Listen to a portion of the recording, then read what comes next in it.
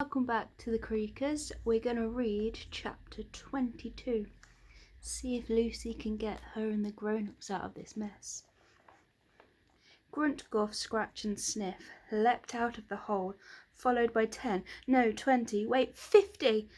Okay, hundreds of black slimy creakers erupted into Main Street Creakerland, grimacing at the grown-ups as they circled them intimidatingly. "So the trick's up, innit?" Grunt hissed. "The humans be seeing the Walleb for what the Walleb really is," Guff said, flicking his chubby pointy tail. The grown-ups backed away, terrified of these hideous monsters, for it was the first time they had seen the Creakers. "Let us go," demanded May, annoying. The Creakers burst into what Lucy recognised as Creaker laughter. That very moment, enormous rotten roots burst out of the soggy ground around Lucy and the grown-ups and shot up into the air, where they twined tightly together.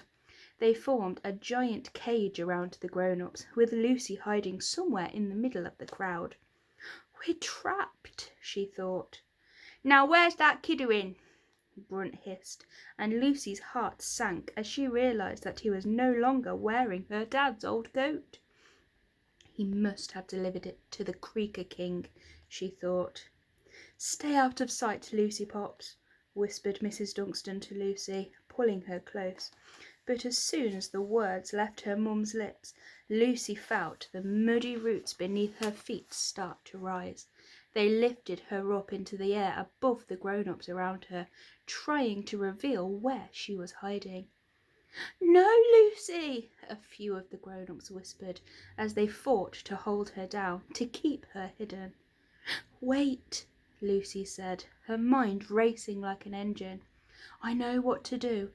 This is the Walleb's power. It's backwards."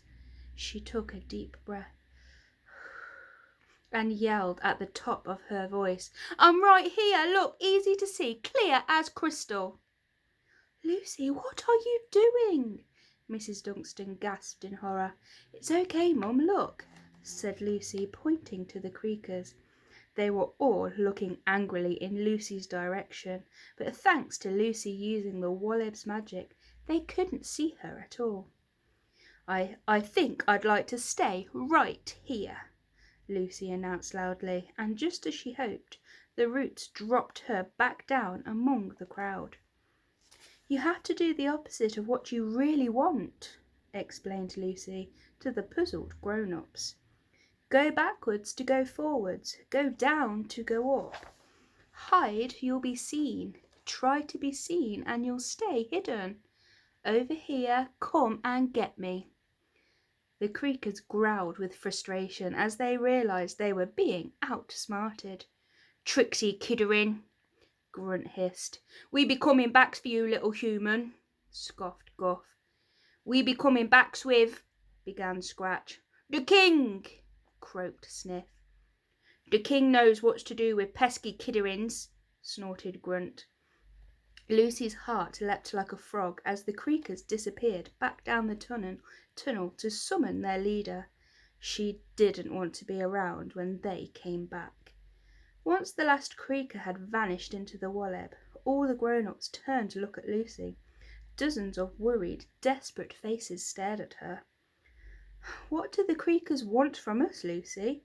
asked the Mayor, who had managed to find his pyjamas and was hurriedly pulling them on. "Mess," Lucy said. The grown-ups screwed up their face in confusion.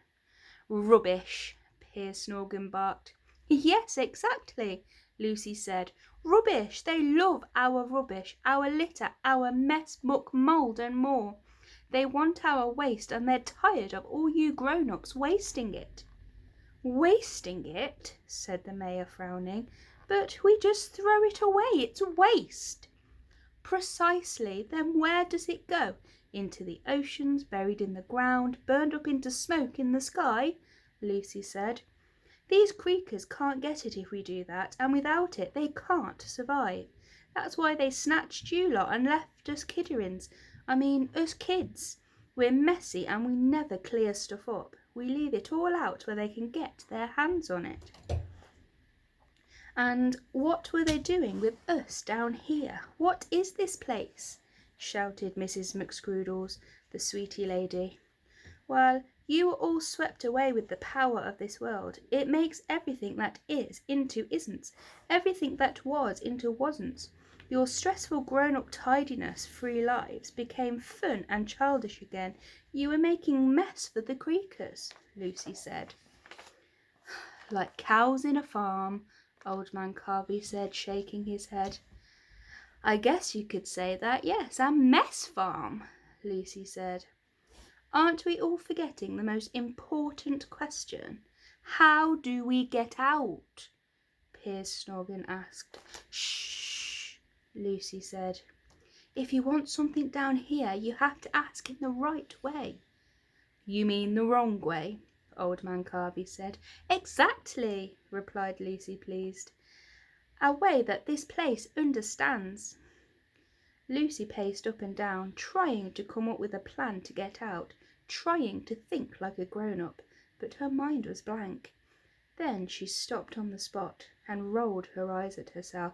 Oh, come on, Lucy, she thought. Trying to do something in the wallet is one sure way of making sure you can't do it. She took a new approach. She stopped trying to be a hero who saves all the grown-ups and gets them home safely to their kids. She closed her eyes and cleared her mind. She imagined she was just an 11-year-old girl who didn't have a clue how to get out of the trap she was in, and wasn't really bothered about thinking of a way to rescue all the grown-ups from life on this mess farm. Suddenly, a very clear idea floated through the air and slipped inside Lucy's mind. She felt like a light bulb had just gone ping above her head, like one of those big red recording lights at television studios when they're live on air. That's it, Lucy thought. I mean, that's definitely not it. Mr. Snorgan, she said to Piers. What? Your television camera, will it broadcast from down here up to our world? Lucy said hopefully. Certainly not. Heaven knows how deep underground we are. The chances of broadcasting a live television signal out of here are absolutely hopeless, Piers said. A huge smile appeared on Lucy's face. Brilliant. I mean, oh no, that's not what I wanted to hear at all, she said, winking. Suddenly, the red recording light on top of the wakey-wakey Whiffington camera pinged on. They were live. Piers Snorgan stared at the camera and scratched his head. Don't understand. How did... Never mind that now, hissed Lucy. Just pretend you're presenting a normal show. Yes, go on, listen to Lucy, urged the mayor, nudging Piers towards the camera. Obediently, Piers switched into cheesy TV presenter mode. Good morning, Whiffington. This is... Lucy Dunkston, Lucy interrupted, standing directly in front of the camera and waving. Remember me? I'm the girl who wanted to watch the news and go to school and helped you get your hands out of the biscuit jars, used the hoover to suck the Play-Doh out of your noses, and stopped you crashing all the cars. Well, now I need your help. She took a deep breath and crossed her fingers for luck. I really, really, really, really hope someone is watching this, she said. This is breaking news. I have found the grown-ups.